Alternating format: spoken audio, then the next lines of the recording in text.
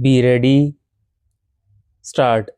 In the counter affidavit filed by the CCI, it was explained that there was an overwhelming response received from the candidates for selection to the aforesaid post, and having regard to the large number of applications received, the CCI decided to undertake the selection to all posts notified in the advertisement on the basis of written test followed by interview, and accordingly it was determined that written test would be for 80 marks while 20 marks were attributed to interview.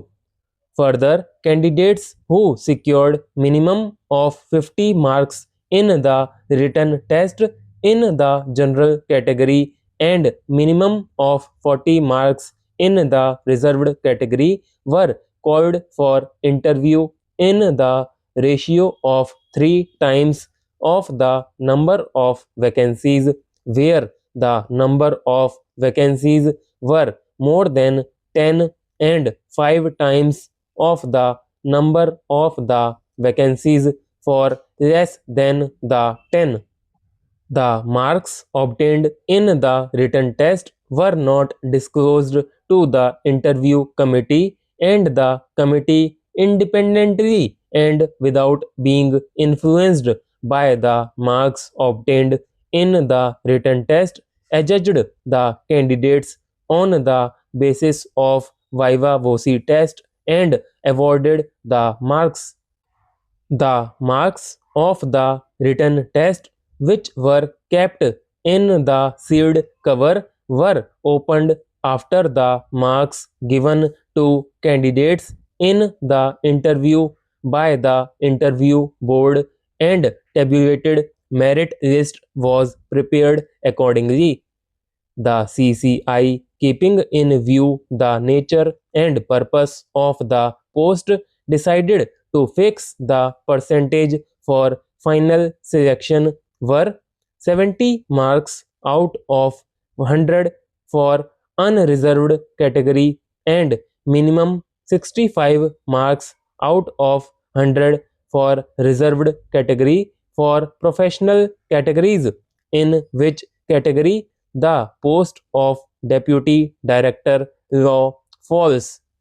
It was argued that such a course of action was permissible, and it was not a case where the mode of selection at any time was changed, and in so far as fixation of benchmark is concerned, that was prerogative of the employer.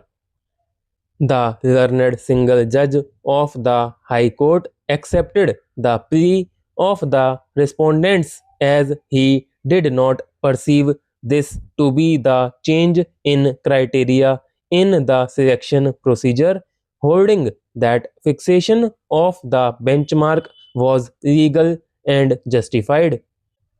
In the aforesaid backdrop, the question that falls for consideration is as to whether fixation of benchmark would amount to change in the criteria of selection in the midstream when there was no such stipulation. The learned senior counsel appearing for one of the appellants submitted that the case is squarely covered by the ratio of judgment of this court in Himani Malhotra versus High Court of Delhi. That case pertained to recruitment to the higher judicial service in Delhi. The mode of selection was written test and viva voce. 250 marks were assigned for written test and 750 marks prescribed for viva voce test. When the advertisement was given, there was no stipulation prescribing minimum marks or cut off marks at viva voce test after the written test was held. The persons who qualified the written test were called for interview. Interview was, however, postponed by the interview committee, and it felt that it was desirable to prescribe minimum marks for the viva voce test as well. The matter was placed before the full court, and full court resolved to fix minimum qualifying marks in viva voce, which were 55% for general category, 50% for SC or ST candidates. After this change was effected in the criteria, thereby prescribing fixation of minimum qualifying marks, the interviews were held. The petitioners in that case were not selected as they secured less than 55% marks.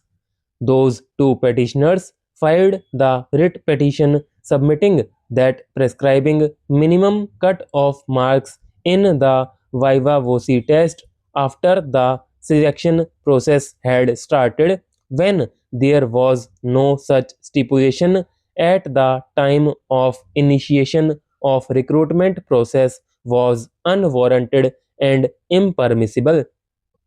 The court, taking notice of its earlier judgments in Leela Dhar versus State of Rajasthan, held that when the previous procedure prescribing minimum marks was not permissible at all, after the written test was conducted, the ratio of the case is summed up in paragraph 15 of the judgment as there is no manner of doubt that the authority making rules regulating the selection can prescribe by rules the minimum marks both for written examination and viva voce. But if minimum marks are not prescribed for viva voce before the commencement of selection process, the authority concerned cannot either during the selection process or after the selection process add an additional requirement or qualification that the candidate should also secure minimum marks in the interview. Therefore, this court is of the opinion that prescription of minimum marks by the respondent at viva voce test was illegal. This very argument, based on the aforesaid judgment, was taken in the LPAs before the High Court as well.